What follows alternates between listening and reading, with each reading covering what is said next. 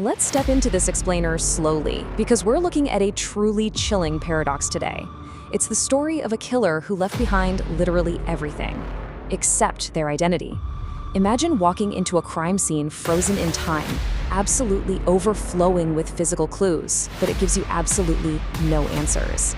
That's what we're diving into, a tragedy that casts a massive, dark shadow over modern criminal history. Picture the countdown to 2001. Vibrant celebrations all across Tokyo. Bright lights, laughter, everybody looking forward to new beginnings. But miles away from all that joy, there was the eerie, isolated silence of the Miyazawa family home in Setagaya. While millions of people celebrated under these illuminated skies, an unimaginable darkness was descending on this one quiet house. Section 1. The Miyazawa family. An ordinary life in an empty neighborhood.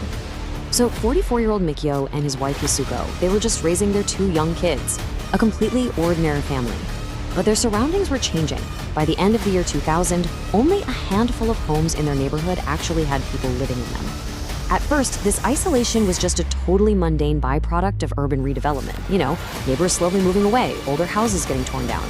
But it would very quickly become one of the most chilling factors in this crime, as the Miyazawa home was left standing practically alone next to a sprawling park, just cloaked in this heavy, unnatural silence.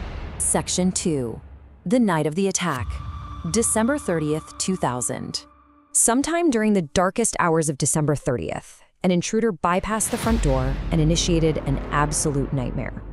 Investigators think this person took a highly calculated path, first accessing the property under the cover of the nearby park, bypassing standard entry points to climb directly through an upstairs window, and then committing a brutal, sweeping attack on all four family members. They completely transformed a home, a place where a family should have been safest, into a horrific crime scene. Instead of fleeing immediately, the killer appears to have stayed inside for an extended period. Now, this fact right here reveals an almost sociopathic lack of urgency. You normally expect a fleeing suspect to panic and run, right? Not here. This wasn't a quick hit and run.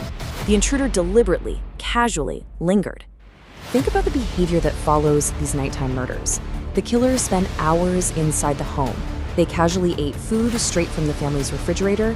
They used the bathroom, they handled household items, they even rested in the home right alongside their victims before finally slipping away just before sunrise.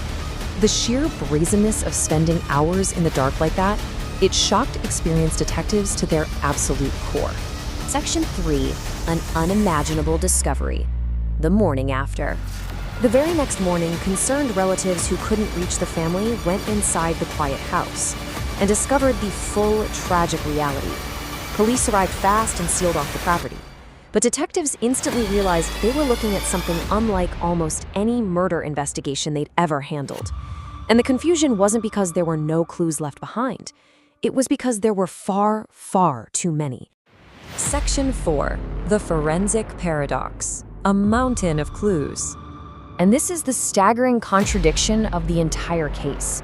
We're talking clear fingerprints, distinct DNA samples, the killer's own blood, clothing left behind, personal belongings just scattered about. Rather than meticulously wiping away every trace of their presence, which, let's be honest, is exactly what you'd expect from someone who hung around for hours, the killer carelessly left behind an extraordinary, almost theatrical amount of physical evidence for the authorities to find. Detectives had so much material to work with, it was completely unprecedented. Analysts didn't just have your standard DNA swabs. They deeply examined the suspect's clothing. They actually reconstructed their recent diet from the evidence left behind. And they mapped out highly specific physical characteristics. They practically held a complete, detailed physical profile of the person who committed this atrocity. Section 5. Decades without answers. The investigation expands. Now, you would reasonably think this immense wealth of evidence would guarantee an immediate, swift arrest, right? It definitely prompted a massive expansion of the investigation. Over the years, investigators cast an incredibly wide net. They took that pristine DNA and ran it against countless databases and records. They tracked down and interviewed literally thousands of people. They thoroughly examined international leads, trying to figure out if the killer was intimately familiar with the neighborhood or maybe a transient visitor from outside Japan. And they've repeatedly renewed massive public appeals to this day. Yet, despite authorities publicly discussing these various theories year after year, we are left with this bleak juxtaposition. On one side, an absolute, overwhelming abundance of forensic material. On the other side, zero definitive matches. Nothing has been proven.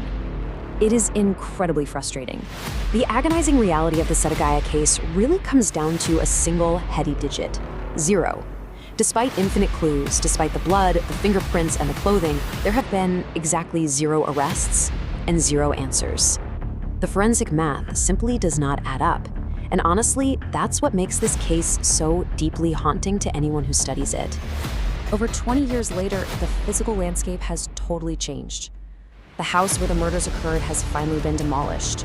But crucially, the murder investigation remains wide open.